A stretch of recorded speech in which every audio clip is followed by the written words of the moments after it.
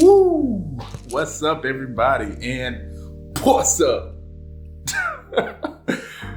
If you don't know who that's from, it's Peter McKinnon, and I just missed that. Does he even do that anymore? I don't think he really does it as much, but anyways, I need me something cool for the intro, but yeah, today we are talking WordPress, and we're talking WordPress versus Shopify, and which one is right for you.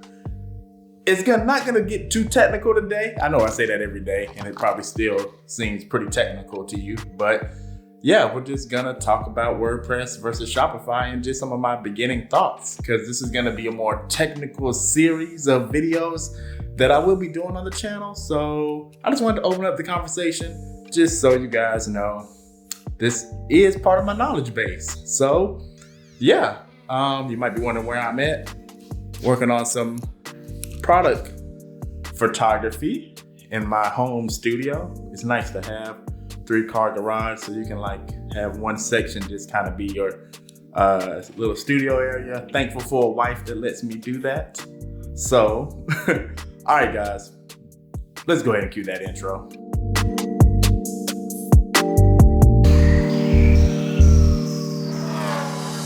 So we're back, and today we're talking Shopify versus WooCommerce / WordPress. Now, what WooCommerce is it's essentially an extension of WordPress. It's a plugin that you add to WordPress that allows you all of that Shopify-like technology. So that all that technology to add, products, all that technology to add, coupons, just inventory management, shipping, all that good stuff. So it allows you to change that WordPress site into a e-commerce site. So, the debate has always been that which one's better. Me personally, I do prefer WordPress. However, Shopify is brilliant. It's brilliant because it will help you get started quickly and efficiently. And there's just not a faster platform when it comes to just getting you off the ground if you want to do everything yourself. When it comes to WordPress, it is a little bit more time consuming, but there is so much information that you can get online to get started with WordPress yourself and even try building the site yourself. So, or just hire a developer. There are so many good people that can actually develop WordPress websites for you and really get you what you're looking for, and not have that cookie cutter look that Shopify sites often have. When I see one Shopify site, it feels like I've seen all of them, because they typically kind of follow the same guideline, because people just don't seem to hire a lot of custom developers in the Shopify realm. But nevertheless, Shopify is better. It's better at, managing inventory and just getting you started. WordPress, it does all of it fine. WooCommerce, it does all of it fine. However, if I'm giving the award to who's just better out the gate for you, if I'm going to go WordPress or Shopify, it's going to be Shopify. Just when it comes down to ease of use. Now, let's talk about the biggest, the biggest debate when it comes to not going with WordPress, which is like maintenance, stuff like that. Which, that's always the biggest fact of the matter, is that Shopify does, kind of come with that maintenance system, because it's just part of a system that you don't really control. With WordPress, you can have a little bit more control, but really you can have a lot of control because you own the platform in a way. WordPress is something free that's open source, and you put into your own hosting account. So let's take a look and see, do these, two, systems, is one better than the other one? So let's take a look real quick. All right. Okay. Let me flip open the phone. All right, cool. All right, here we go. So I found this website, and as we can see, we're looking at it, and it says $81.50 would be your total price that you're kind of paying out if you were to, get $1,500 in revenue. If we were looking at, different plans with Shopify, that cost of Shopify just seems to be going up and up and up and up and up and up. But for most people, you guys are kind of looking at basic or Shopify, or maybe even advanced Shopify. But let's just look at that number right here where it says plan fee. So the plan fee is $29. Then the next one up is $79. Really, all you're getting is like 0.2% less interest, or let's see, 0.3% less interest taken out of your transactions. So off the jump, it's basically $29 and up to run your Shopify account. Now, let's look at my favorite hosting company, InMotion. They're my favorite just because, you can basically, call them for anything. So they will help you with all your support.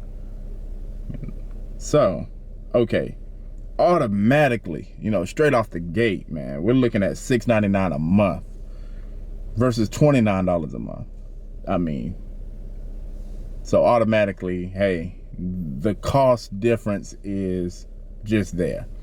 This one right here in particular is a system ran by InMotion, because it's a WordPress hosted, and the server is maintained by the hosting company. So you don't actually have to worry about dealing with some of the things that some of the things that would require a web developer to help you with, which is really cool. So for the $6.99, you're basically still getting all that server management. You still get all the free security, the SSL certificate, all that good stuff.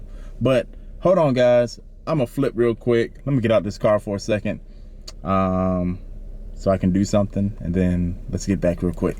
And I'm at the office. Sorry about that, guys. Had to pick up the kids, do all that, and then I had a live stream to do for a client. So now I'm here, ready to finish this topic. But yes, like we were saying, $6.99 for a hosting server to host and maintain a WordPress website for you. And that's going to be all the server maintenance, stuff like that. And then they have really, really good customer service. Not trying to come off as like I'm selling. I don't even have an affiliate link, even though I should. But for this particular service, when you all add it up all together, that's like $85 a year. Now let's look at Shopify. $30 times 12, that's about $360. So $360 a year, $85 a year. What could you do with that extra money in your pocket? Oh my goodness. It's not a lot, but at the same time, you just have to start looking at those little things. So I actually have a couple more other things that I want to look at too. So let's grab my phone and let's see here. So another really powerful thing about WordPress is the plugins. There are several free plugins that you can use for your shopping area.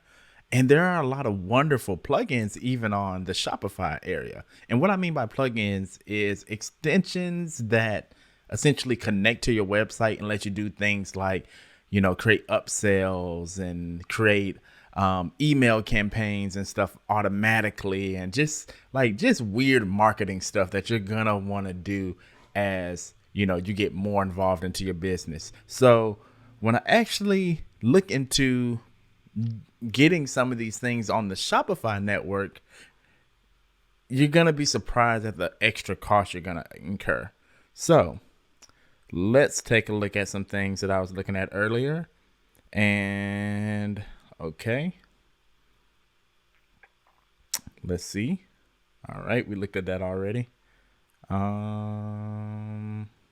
Okay, yeah, here we are. Okay, so this is the Shopify App Store. The Shopify App Store is an area that basically has those plugins that I was telling you about that are for like emails, different marketing stuff, shipping, all that good stuff. WordPress has the same thing, but most of the time with WordPress, it's a one-time payment. That's where Shopify greatly differs. the developers of this particular setup, when it comes to their plugins to do things like reviews from Ally, you see all these different things: cart hook, post purchase offers, one click upsell, reoccurring payments. You can have a reoccurring payment style business, promo video maker. When it comes to all that stuff, you typically have to pay every single month for that. So let's look at something. Okay, I'll just go to, these are all the categories of different add-ons you could do on your site with Shopify. So if I go to like email marketing, and then I'll go to one that I've used before. So like reconvert, upsell, and cross sell. That's a great plugin by Shopify that allows you to basically upsell a similar item that's just like, an item that the customer has in their cart already. So with this app, it says it's a free plan. Cool. 30-day free trial. Ooh, start time to get word when you see that word 30-day free trial. So 30-day free trial. As you can see, pretty cool. You get a thank you landing page builder. You get all this cool stuff, all the extra data. And then you go all the way down here and they start breaking your heart. So you get free up to 50 monthly store orders, not orders generated by the app. You get a couple different things, but again, that's kind of a limited time thing. But here you go, $7.99 a month.